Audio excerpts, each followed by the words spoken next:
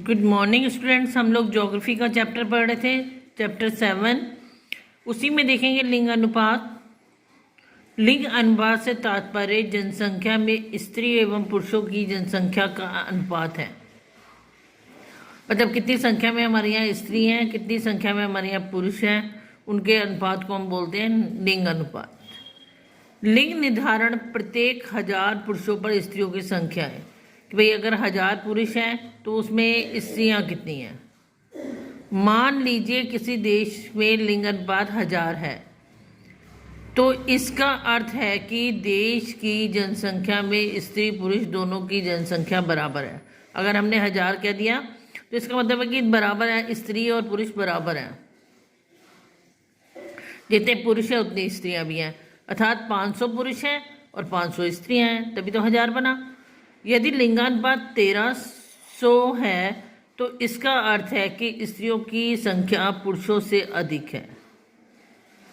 ठीक है, अगर लिंगानुपात कितना बना, 1300 बना, तो इसका अर्थ यह है कि स्त्रियों की संख्या पुरुषों से अधिक है। और यदि लिंग अनुपात 900 है तो यह माना जा सकता है कि पुरुषों की संख्या अधिक है और स्त्रियों की संख्या कम।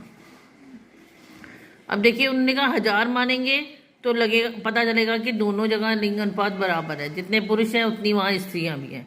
अगर वो बढ़ जाता है 1000 से 1300 हो जाता है तो हो जाएगा कि वहाँ पर स्त्रियों की संख्या ज़्यादा है और पुरुषों से की कम, मतलब पुरुषों से स्त्रियाँ अधिक हैं। लेकिन अगर वो घट जाता है 1000 से कम हो जाता है, 900 हो रह जाता है, तो यानी पुरुष अधिक हैं और स्त्रियाँ कम। इस टाइप से देखा जाएगा लिंग अनुपात। उपरोक्त मानचित्र को यदि ध्यान से देखें तो पता चलेगा कि दक्षिण भारत का पश्चिमी घाट जो है वहाँ पर स्त्रियों की संख्या पुरुषों से अधिक है। ठीक है, मैंने आपको पश्चिमी पूर्वी घाट समझाए थे। तो जो पश्चिमी घाट है वहाँ पर स्त्रियाँ अधिक हैं और पुरुष कम है। और अगर यदि पंजाब हरियाणा में हम देखते हैं तो वहाँ पर पुरुषों की संख्या ज़्यादा है और स्त्रियों की कम।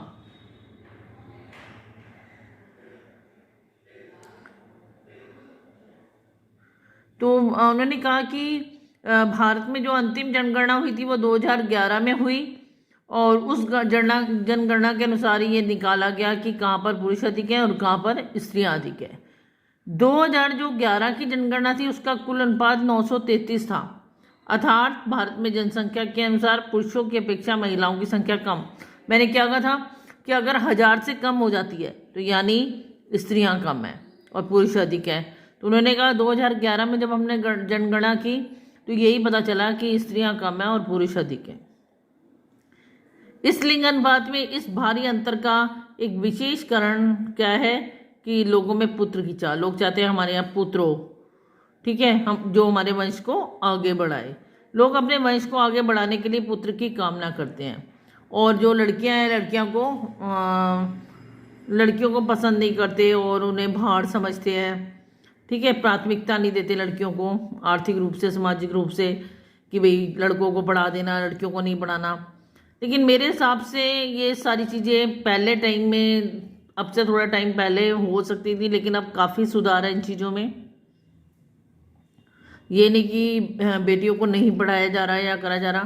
पहले क्या था, आधुनिक चिकित्सा पद्धति, मतलब डॉक्टरों की हेल्प से एक ऐसी पद्धति थी हमारे पास जिससे पता चल जाता था कि बेटा है होने वाला है या बेटी।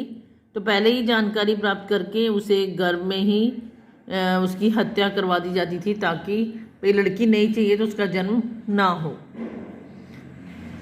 लेकिन हमारी सरकार ने इसे भी गैर कानूनी बता दिया है। कुछ ऐसा कोई पहले करेगा तो उसे सजा दी जाएगी। महिलाओं के प्रति पुरुष समाज का यह व्यवहार उचित नहीं है। यदि ऐसा ही चलता रहा तो एक दिन भारत में चीन जैसी स्थिति उत्पन्न हो सकती है जहां विवाह करने के लिए कन्याओं का अभाव उत्पन्न हो गया है। उन्होंने कहा कि अगर ऐसा ही होता रहा, लड़कियों को लोगों ने जन्म ना लेने दिया और पुरुषों की संख्या ज़्यादा होती गई, तो पुरुषों की शादी किससे होनी है? लड़की से ही ना। तो पुरुषों की संख्या अधिक होगी और लड़कियां कम होंगी तो विवाह करने में दिक्कत आएगी। ऐसी स्थिति चीन में उत्पन्न हो चुकी हुई है।